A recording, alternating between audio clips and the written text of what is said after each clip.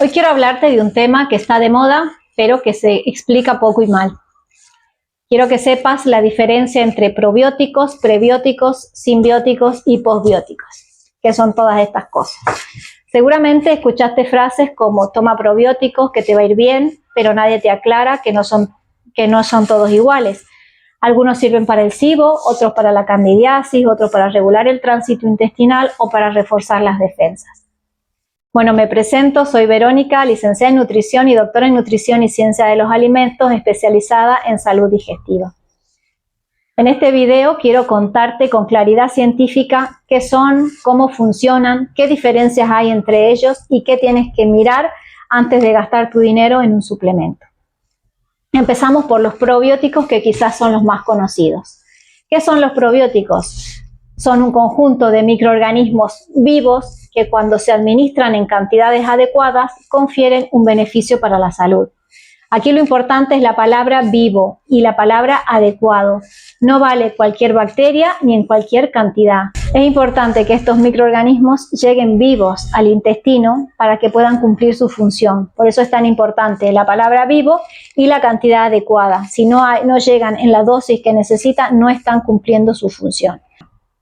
Los probióticos más estudiados pertenecen a dos grandes grupos. Por un lado, los lactobacillus, que viven sobre todo en el intestino delgado y en la mucosa vaginal, y por otro lado, los bifidobacterium, que se concentran más en el colon.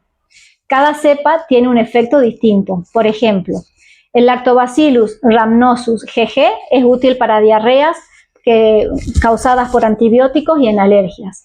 El Lactobacillus reuteri ayuda en reflujos y en cólicos infantiles. El Bifidobacterium infantis, con el número 35624, que es importante este número, es muy estudiado en colon irritable con hinchazón y dolor. El Saccharomyces boulardii, que en realidad es una levadura y no una bacteria, es excelente para la diarrea del viajero y diarreas asociadas a antibióticos. Fíjate que hablo de nombres y apellidos de estas bacterias, es decir, Rhamnosus GG infantis 3524. Porque decir tomo un probiótico con lactobacillus es tan genérico como decir tomo una medicina para el dolor. ¿Cuál? ¿Para qué? ¿En qué dosis? ¿Qué requisitos debe cumplir un buen probiótico?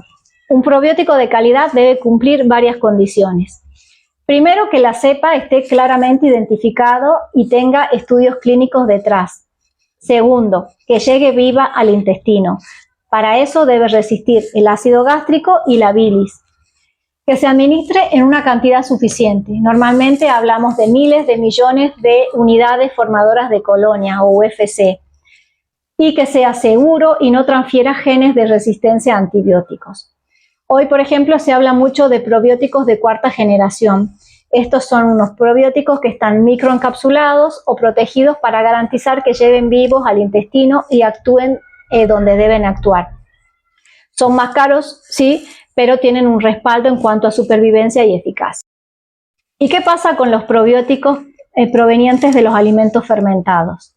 Bueno, acá surge la duda muy común si los alimentos fermentados cuentan como probióticos. El yogur, el kéfir, el chucrut, el kimchi o la kombucha tienen microorganismos vivos, sí, pero hay dos problemas. Primero, que la dosis es muy variable. Un día puedes tener millones y otro día apenas miles. Y segundo, que no podemos garantizar que estas bacterias sobrevivan el ácido del estómago y lleguen vivas al intestino en la cantidad suficiente. Por eso estos alimentos sí que son saludables, ayudan a la microbiota, pero no van a equivaler a un probiótico clínico con unas cepas estudiadas. Esto sería, por ejemplo, como comparar un medicamento con una planta medicinal. Ambos aportan, pero no en la misma dosis ni con la misma precisión. No todos los probióticos sirven para lo mismo. Quiero remarcar algo clave, que no existe un probiótico universal. Cada cepa tiene una acción específica. Por ejemplo, para el SIBO no se recomiendan todas las cepas. Algunas pueden empeorar la fermentación, mientras que otras, como por ejemplo ciertas bifidobacterias o el Saccharomyces boulardii, sí ayudan a reducir los síntomas. Por ejemplo, para la candidiasis, probióticos como el Lactobacillus rhamnosus GR1 o el Lactobacillus reuteri RC14 se han estudiado por su capacidad de equilibrar la microbiota vaginal y la intestinal. Y en el caso del colon irritable, cepas como el Bifidobacterium infantis sí que tienen estudios sólidos en la reducción del dolor y la hinchazón. Por eso digo siempre, no es tomar un probiótico, sino elegir la cepa correcta para el problema correcto.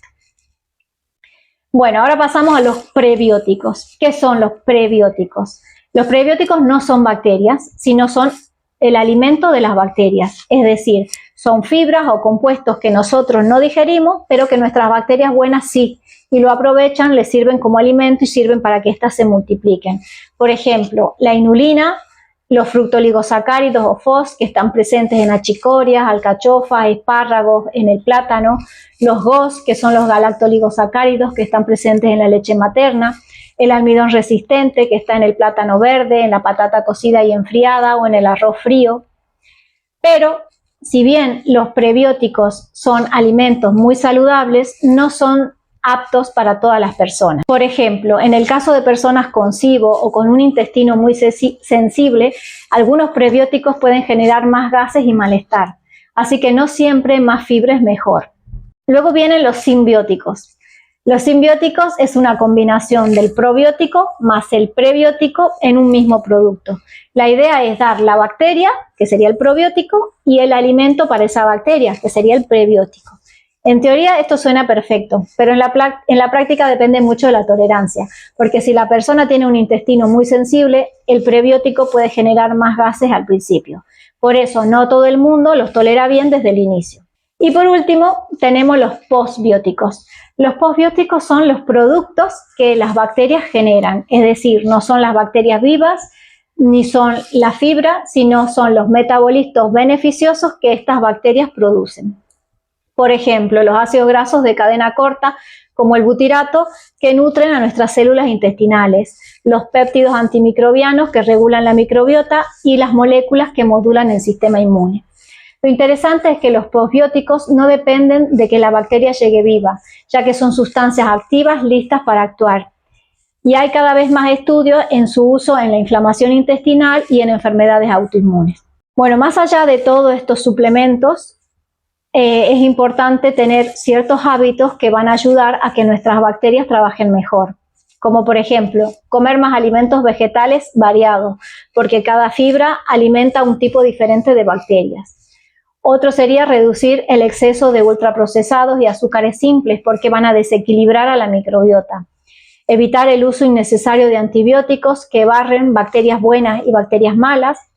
Y cuidar el descanso y la gestión del estrés, porque nuestro intestino también responde al sistema nervioso mediante, recordemos que estamos conectados el cerebro con el intestino mediante el eje intestino-cerebro. Estos gestos o estos hábitos no van a sustituir el tratamiento, pero sí van a crear un terreno adecuado para que los probióticos, los alimentos y tu propia microbiota trabajen a tu favor.